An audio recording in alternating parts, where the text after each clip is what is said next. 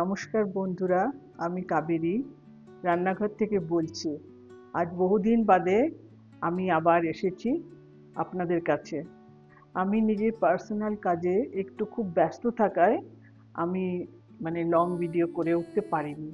আজকে একটু সময় পেয়েছি, সেই জন্য করছি। আজকে আমাদের রেসিপি হচ্ছে মেথিকা পরাঠা। তার জন্য যা যা লাগছে আপনাদেরকে একটু দেখিয়ে দিই। বন্ধুরা, মেথিকা পরাঠা বানাবার জন্য মেথি লাগছে, আটা, কাঁচা লঙ্কা কুচো, আজওয়াইন, একটু বেসন, শুকনো লঙ্কার গুঁড়ো আর নুন।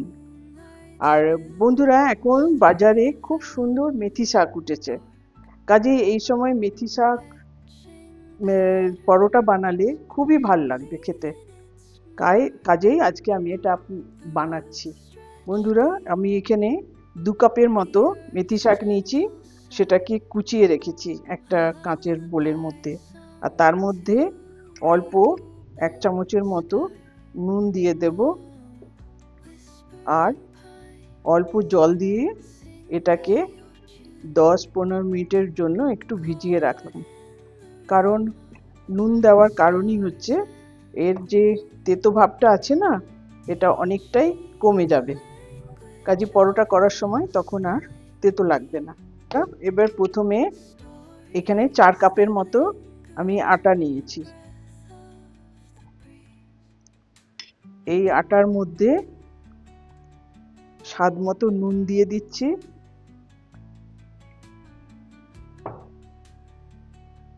কাঁচা লঙ্কা কুচি,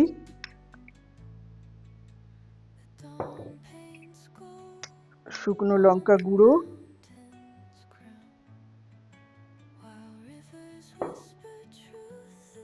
আর 1 চামচের মতো বেসন। এই বেসনটা দিতে কিন্তু আপনারা একদম ভুলবেন না, কারণ এই বেসনটা দেওয়াতে এর স্বাদ খুব সুন্দর হবে। আর 1 চা চামচের মতো আজওয়াইন, এটাকে হাতে এমনি করে ঘষে নিয়ে তারপরে এর মধ্যে দিয়ে দিলাম। এতে জল দেবার আগে সব কিছু শুকনো জিনিসগুলো সব আটার সঙ্গে আগে ভালো করে মেখে নিতে হবে, যাতে পুরো আটাতেই এগুলো সব মিশে যায়। কারণ আগে থেকে জল দিয়ে দিলে কিংবা মেথি শাকটা দিয়ে দিলে সব জিনিসটা ঠিক মতো মিক্স হবে না আটার মধ্যে। সেই জন্য আগে আটার মধ্যেই শুকনো সব জিনিস দিয়ে ভালো করে মেখে নিচ্ছি।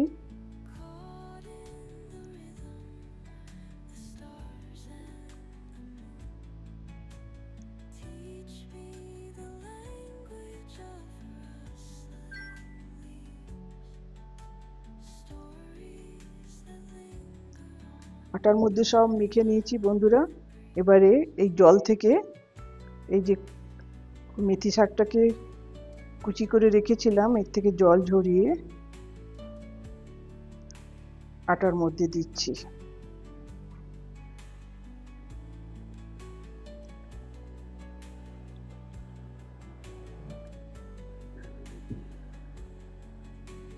আটার মধ্যে বন্ধুরা জল থেকে তুলে নিয়েছি মেথি শাকটার। এবারে আটার মধ্যে মেথি শাকটাকে আগে ভালো করে মিশিয়ে নিতে হবে, কারণ এই মেথি শাকের মধ্যেও তো অনেক জল আছে।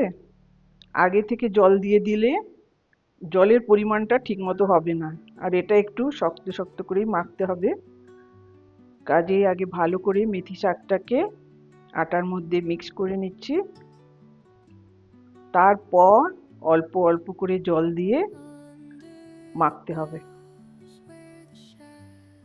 বন্ধুরা, আটার সঙ্গে মেথি শাকটা খুব ভালো করে আমি মিক্স করে নিয়েছি। এবারে মাখার আগে এর মধ্যে আমি 2 চামচ ঘি দিচ্ছি। বড় চামচেরই 2 চামচ ঘি দিচ্ছি। এবারে ঘিটাকেও এই আটার সঙ্গে খুব ভালো করে মেখে নিতে হবে।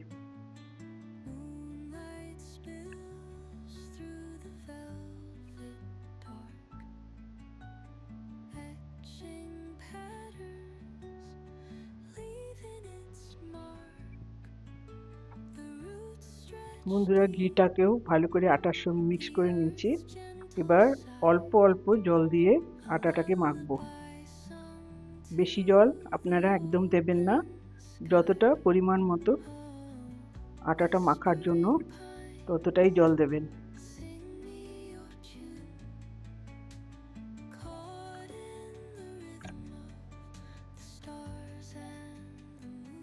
বন্ধুরা দেখুন, এভাবে মেখে নিতে হবে। আমার মাখাটা হয়ে গেছে।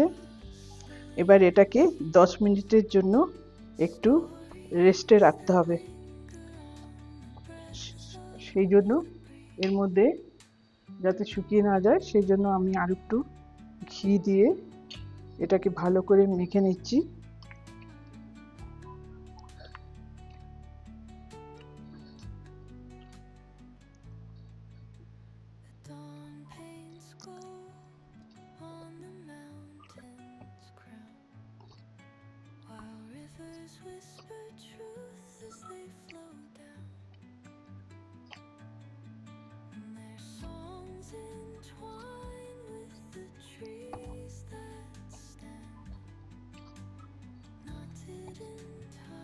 মাখাটা যদি ভালো হয় তাহলে রুটিটাও খুব সুন্দর হবে, পরোটাটা।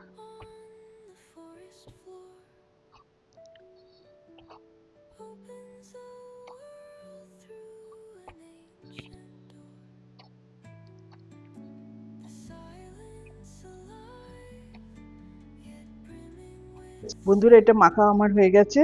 এবার এটাকে 10 মিনিটের জন্য একটু রেস্টে রেখে দিচ্ছি। বন্ধুরা দেখুন, এটা কি সুন্দর সেট হয়ে গেছে। আমাদের 10 মিনিট হয়ে গেছে। এবারে এর থেকে কিছুটা আটা আমি বার করে নিচ্ছি।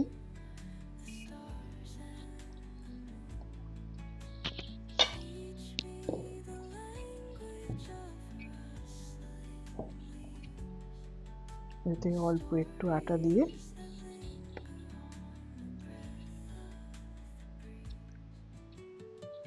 আপনারা নিজেদের পছন্দ মতো লেচি কেটে নেবেন। কেউ ছোটও করতে পারে, কেউ বড়ও করতে পারে, কিন্তু একটু পাতলা হলেই ভালো। আমি 4টের মতো লেচি কেটে নিয়েছি।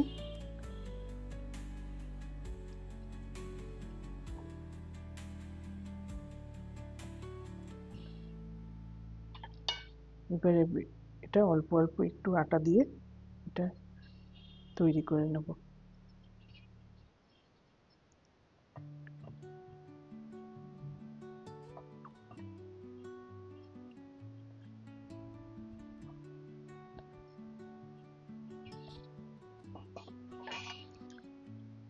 বন্ধুরা, এটা আমি গোল করে বেলে নিয়েছি, কিন্তু এর ভেতরে একটু ঘি মাখাতে হবে। এই ঘিটা মাখাবার কারণ হচ্ছে পরোটাটা তাহলে খুব নরম হবে। আর আমি 3 কোনা মতো করে বেলে নিচ্ছি। আপনারা আপনাদের পছন্দ মতো বেলবেন। কেউ গোল রাখতে চাইলে গোল রাখবেন, কেউ চৌকো করতে চাইলে চৌকো করবেন। আমি এটা 3 কোনা ভাবে বেলে নিচ্ছি।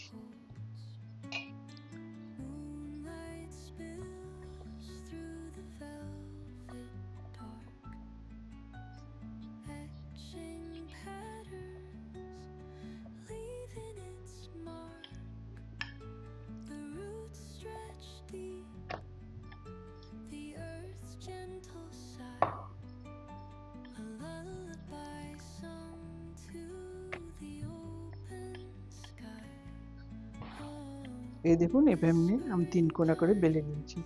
এভাবে আমি আরও 3টেকেও বেলে নেব। গ্যাস জ্বালিয়ে তাওয়াটা আমি গরম করে নিয়েছি, আর এভাবে একটা একটা করে পরোটাগুলো সব ভেজে নেব।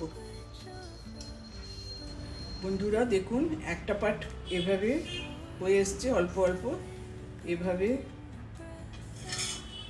উল্টে উল্টে করে নিচ্ছে। আর এই ধারগুলোকে না একটু একটু এভাবে চিপে চিপে দেবেন, কারণ এগুলো কাঁচা হওয়ার সম্ভাবনা থাকে, তো সেই জন্য এভাবে চিপে চিপে।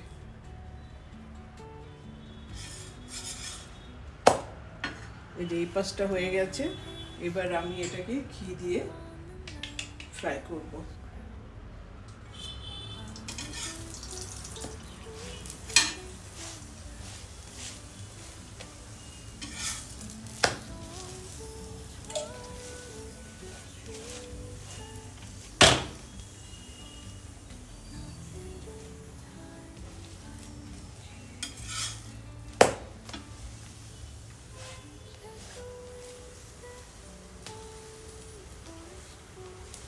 বন্ধুরা, এভাবে আমি ফ্রাই করে নিয়েছি, এটা হয়ে গেছে। এবার নামিয়ে নেব। এবার আরেকটা চাপাবো। বন্ধুরা দেখুন, মেথিকা পরাঠা হয়ে গেছে। আর এটা আপনারা দই দিয়েও খেতে পারেন, আচার দিয়েও খেতে পারেন, এছাড়া আপনাদের নিজেদের পছন্দ মতো যা কিছু তরকারি থাকবে।